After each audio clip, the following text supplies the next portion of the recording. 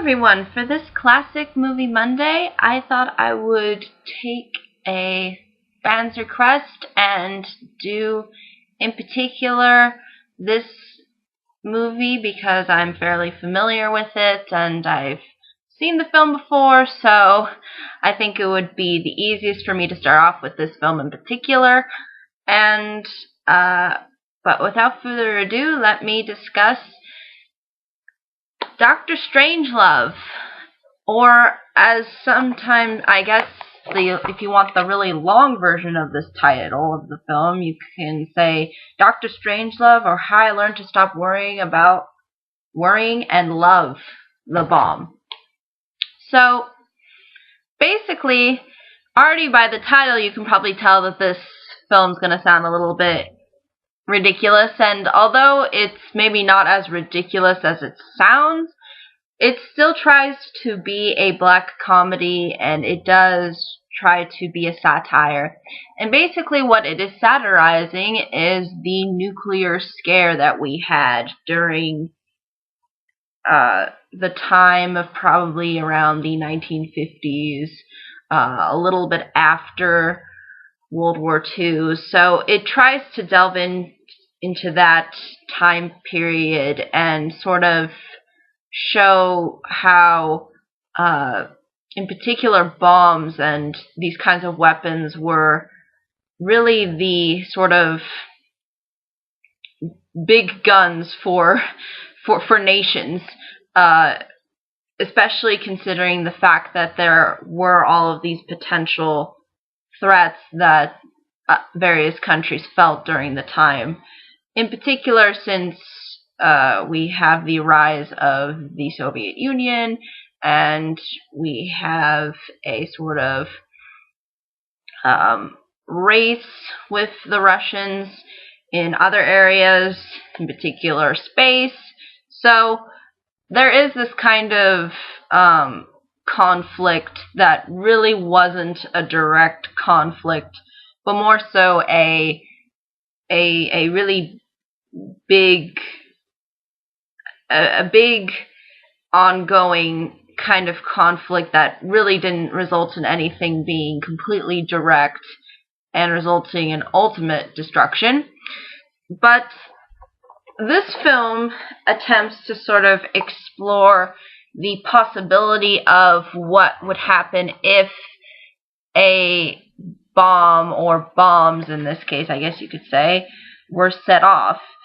And basically, the plot sort of revolves around this general who orders a first strike on the Soviet Union, more or less accidentally, and then it follows the President of the United States and all of the advisors as they sit sort of in this kind of war room, they call it, and they try to figure out how to recall these bombs and so that a nuclear apocalypse can be prevented, because probably if you're going to unload bombs onto the Soviet Union, they're probably going to strike back.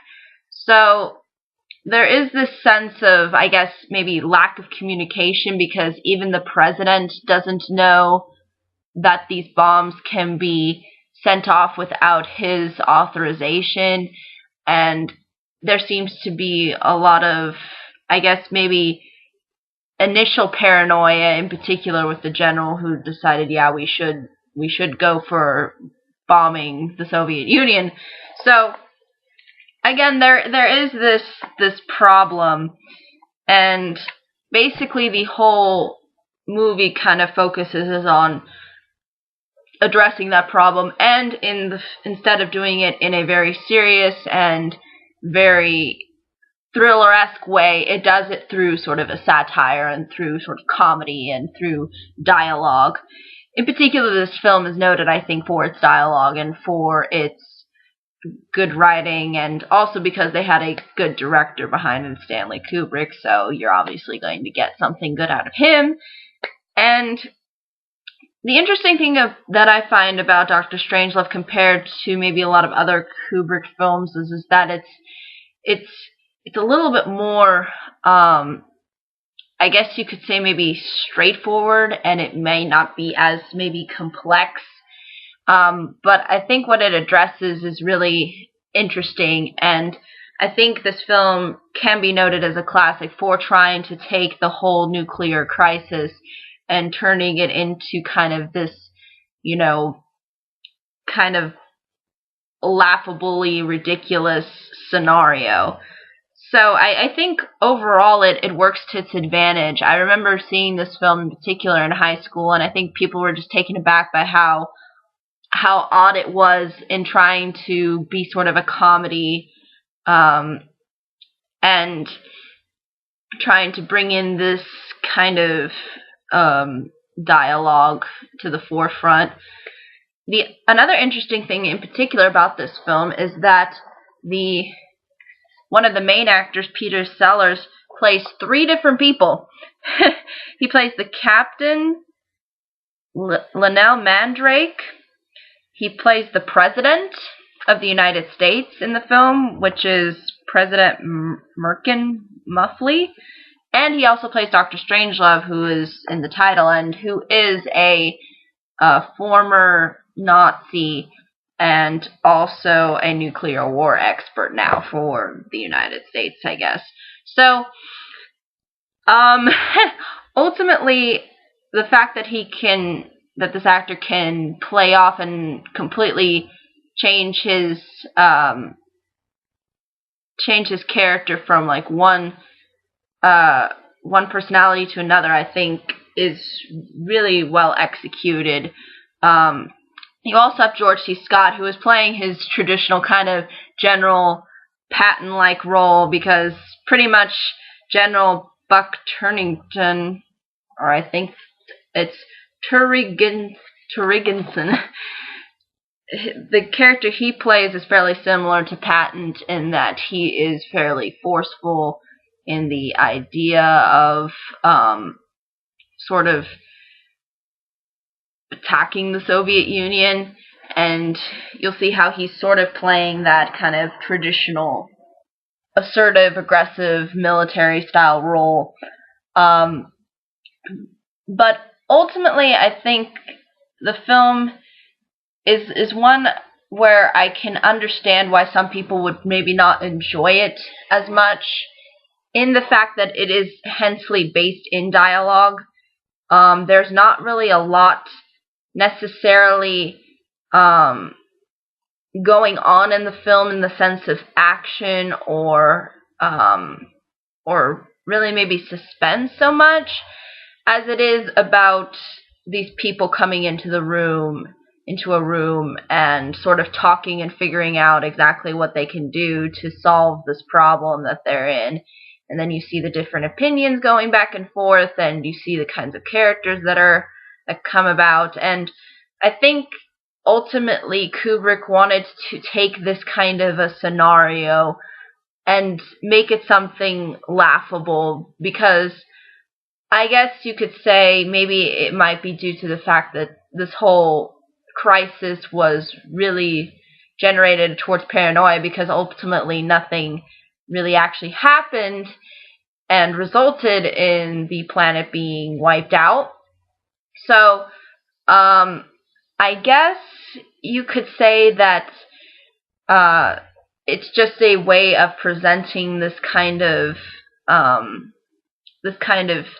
time period and scenario that was going on. So you can take that for what it's worth, but I guess that makes it sort of unique in that sense of being a sort of classic type film, and the fact that it is relatively old, and that it sort of tries to bridge things that haven't been really done before in film, in particular with this whole idea of taking a particular crisis and sort of making fun of it.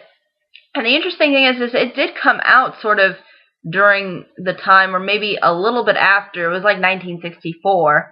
So it really was coming around the time the crisis was really going on. So it just kind of shows that you kind of see how, I guess, Kubrick sort of I guess, envisioned this scenario, and because of the actual crisis that probably was going on, and that he probably felt that maybe satirizing it would be an interesting take as to how we perceive these kinds of situations. So, again, I think it works to the film's advantage, but you'll sort of see as you go through the film, like, what ends up resulting and what conclusions they come to, and, you'll kind of see the themes that probably get brought to light. And ultimately, though, I think that's really all I can say about Dr. Strangelove, or if you want the long title, Dr. Strangelove, or How I Learned to Stop Worrying and Love the Bomb. So, I believe, though, ultimately, that's all I can say in regards to this film. I guess its humor is based in being a little bit more dry. I think it's intended to be a little bit more British. I kind of noticed that, at least a little. But if you kind of enjoy that kind of humor, and you enjoy a fairly dialogue-based film, then I think you will enjoy this classic in particular. But if you do not, then it might be an issue. And if you don't like the idea of satirizing the whole crisis, then maybe that might be an issue too. But ultimately, though, I think really that's all I can say. But if there are any questions, comments, concerns, I'd be more than happy to answer them. But until next time, everybody.